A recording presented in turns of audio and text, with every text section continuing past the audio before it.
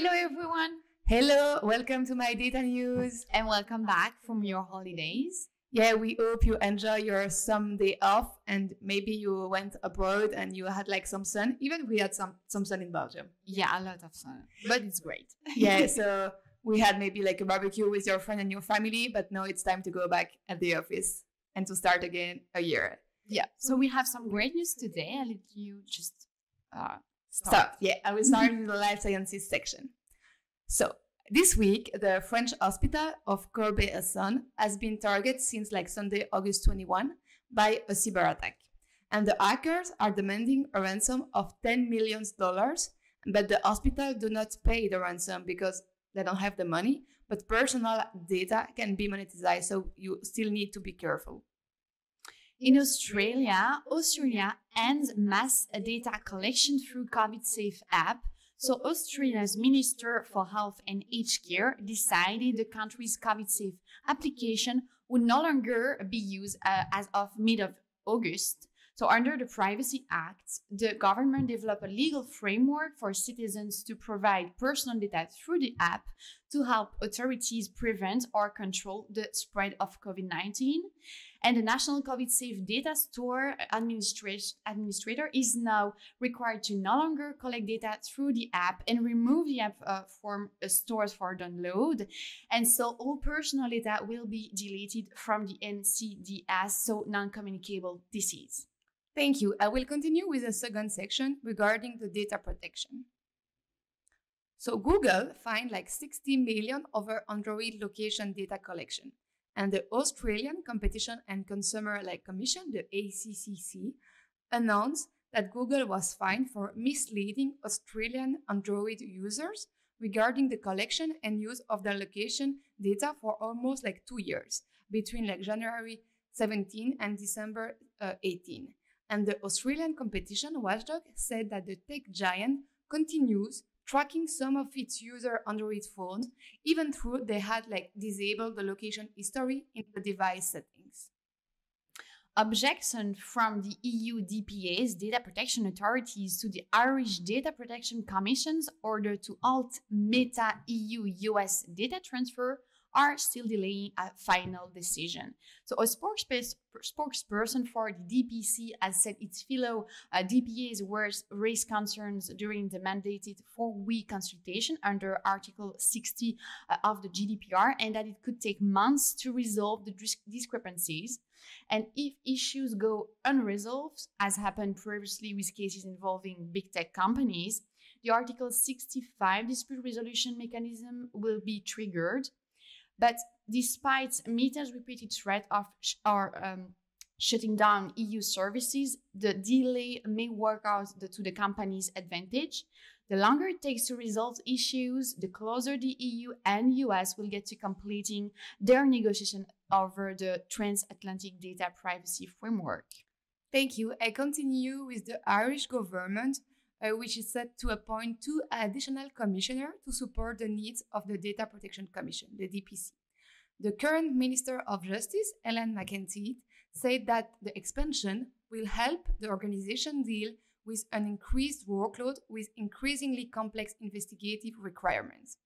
The decision sent a strong statement of the government's intention to continue to build the capacity of the national authority.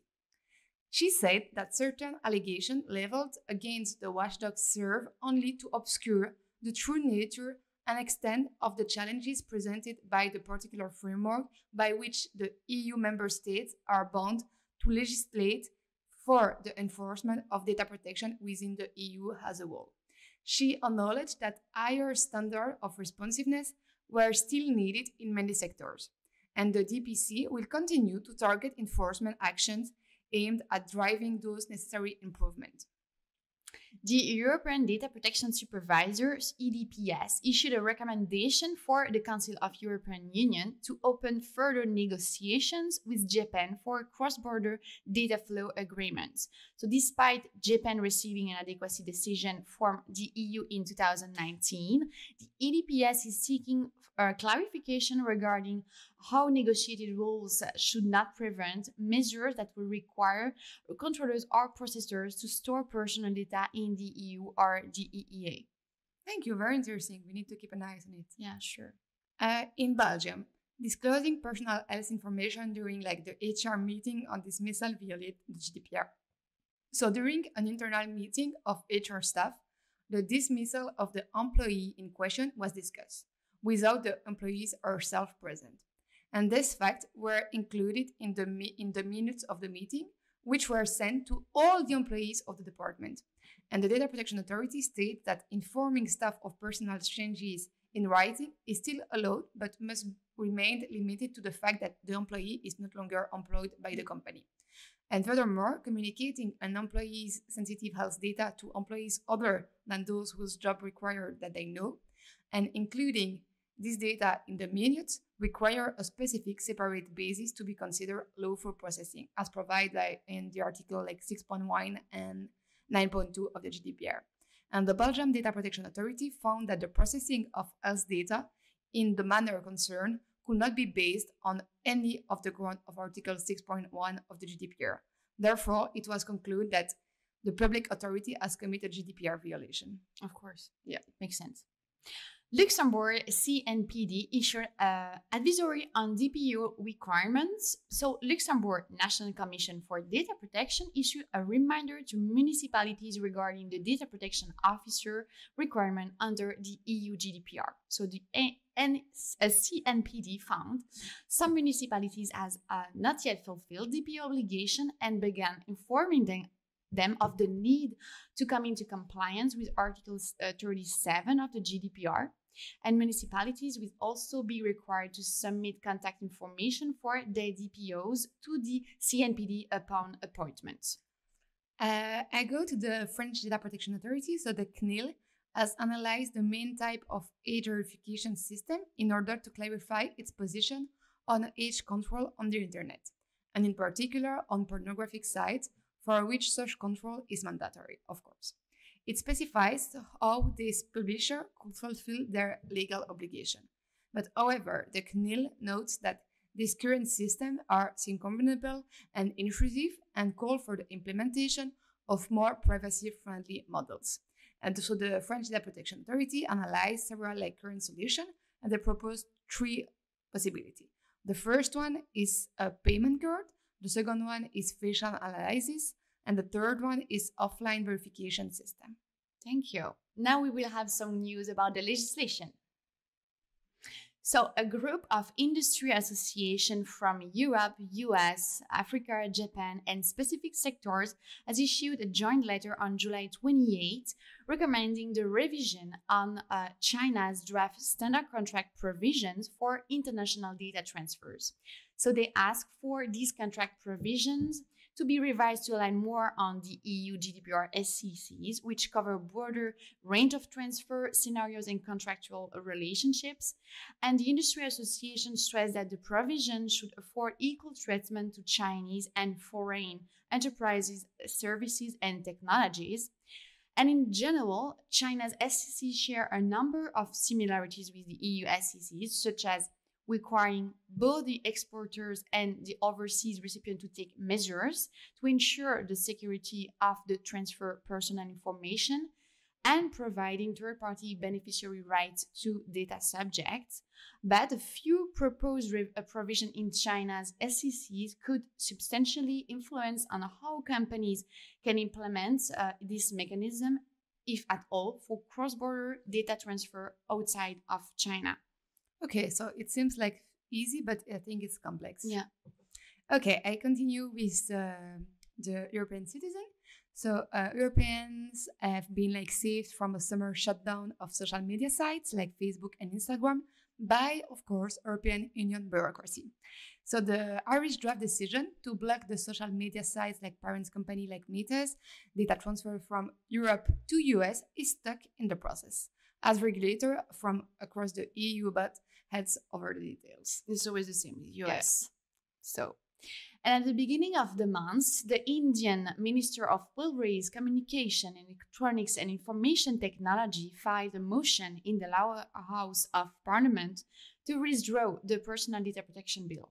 So in particular, the motion seeks to withdraw the bill as amended by the Joint Parliament Committee. And according to this motion, a statement containing reason for which the bill is being withdrawn has been circulated to members of Parliament. But following the motion, the minister also confirmed via Twitter on the same day that the bill had been withdrawn, but that a new bill is expected to be presented for public consultation. So this is a good point. But also, members of Indian Parliament could exclude provisions for a data protection authority when drafting a fresh data protection bill. So an official familiar with Parliament's negotiations said that many proposed DPA functions were out of the remit, and dropping the DPA would help to not overwhelm one authority and increase compliance costs for small companies. So the new bill may add a consumer redress mechanism in lieu of a regulator. Thank you for this explanation. And the same week, in the other side of the ocean, the Argentine government announced that a public debate will be open with public bodies, civil society organizations, university, and the private sector to begin the process of amending the Personal Data Protection Act. So, moreover, the government detailed that the goal is to draft a project for a new data protection law that will respond to the new challenges imposed by technological transformation, but also the development of the digital economy, and at the same time will be harmonious with the highest regional and international standards from a human rights approach with a situated and sovereign perspective. Thank you. And it's always important to take into account the new developments of technologies and so on.